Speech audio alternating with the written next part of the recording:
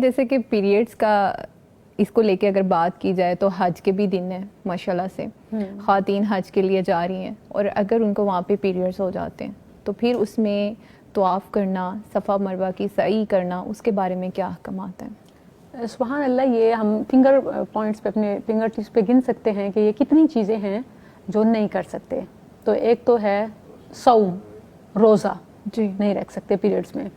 دوسرا ہے صلاۃ، نماز نفلی فرضی نہیں پڑھ سکتے.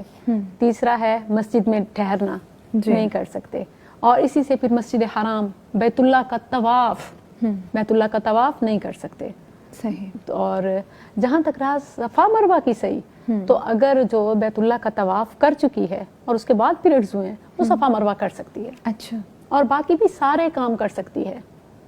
امہات کے حوالے سے آتا ہے کہ ایون سیدہ ام المؤمنین عائشہ رضی اللہ عنہا اپنے حج کے سفر میں پیریڈ سے ہو گئیں تو وہ رونے لگ گئیں.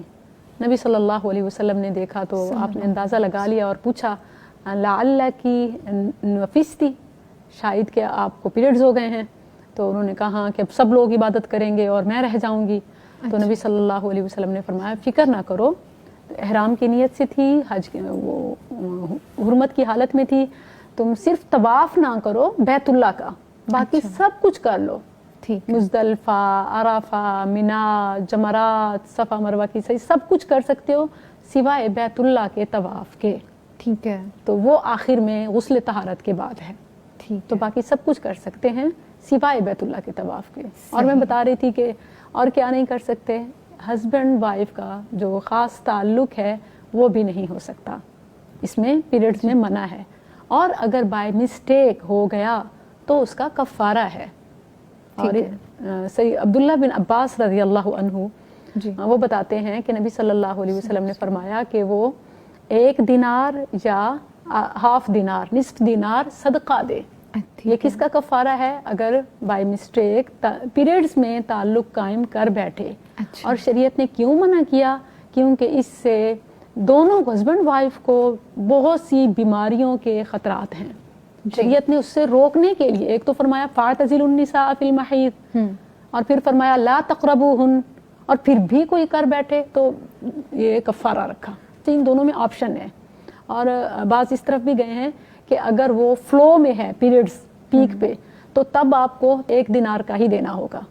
اور اگر وہ غسل طہارت سے پہلے پیریڈز ختم ہو گئے تھے بھی غسل نہیں کیا، اس ٹائم میں ریلیشن ہو گیا تو پھر آپ ہاف دینار. ٹھیک ہے، بہت شکریہ. اچھا ڈاکٹر صاحبہ، جیسے کہ حج اور عمرہ کے لیے جانے والی خواتین ہیں، جانے سے پہلے وہ یہ پیریڈز کو روکنے کے لیے میڈیسن کو یوز کرتی ہیں، تو ان کے بارے میں کیا حکم ہے، کیسا کرنا چاہیے ہے؟ اصل میں اس بات کو نہ صرف پازیٹیو نیگیٹو آنسر نہیں کیا جا سکتا، اس کو سمجھنے کی ضرورت ہے. کیونکہ بہت سارے ہماری عبادت، ہمارے ایموشن سارے جڑے ہوتے ہیں. کیونکہ زندگی بھر کی کمائی، سیونگ، پھر ایک بار جانے کا موقع ملتا ہے دور دراز دنیا کے کونوں سے.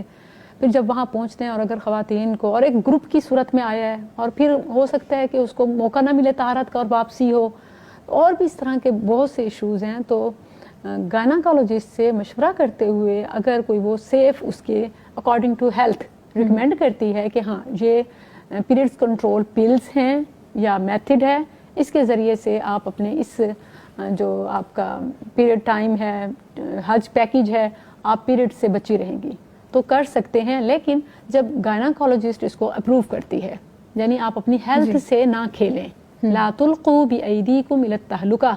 اور پھر یہ بھی پریشان نہ ہو کہ بھئی اگر آ گئے تو کیوں، کیونکہ دیکھیں کہ جہاں آپ کو روک دیا گیا نا تو آپ کی نیت کے مطابق ثواب مل گیا. جہاں ہے حج کی ادائیگی تو اس کا طریقہ بھی بتا دیا گیا. پھر بھی آپ چاہتے ہیں کہ بھئی کوئی فرق نہ آئے، نہیں میں روٹین سے کرنا چاہتی ہوں، تو اہل علم اس بات کی اجازت دیتے ہیں کہ آپ اپنے ڈاکٹر سے مشورہ کر کے ایسی میڈیسن یوز کر سکتے ہیں. میرا تو پرسنل ایکسپیرینس بالکل بھی اچھا نہیں رہا تھا.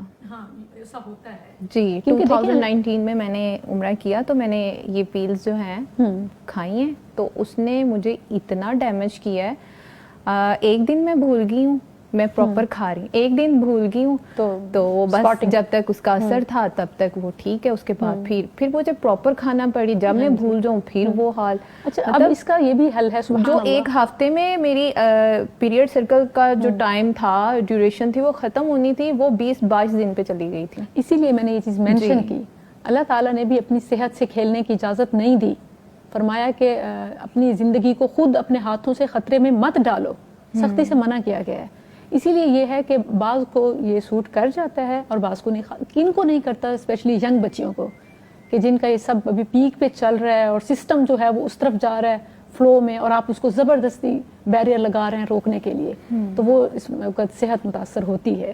لیکن جب یہ اوور ایج ہے, ویسے ہی کم ہو رہے ہیں, اور پھر وہ اس کو یہ کر لیتی ہیں, وہاں یہ چیز سپورٹیو ہوتی ہے.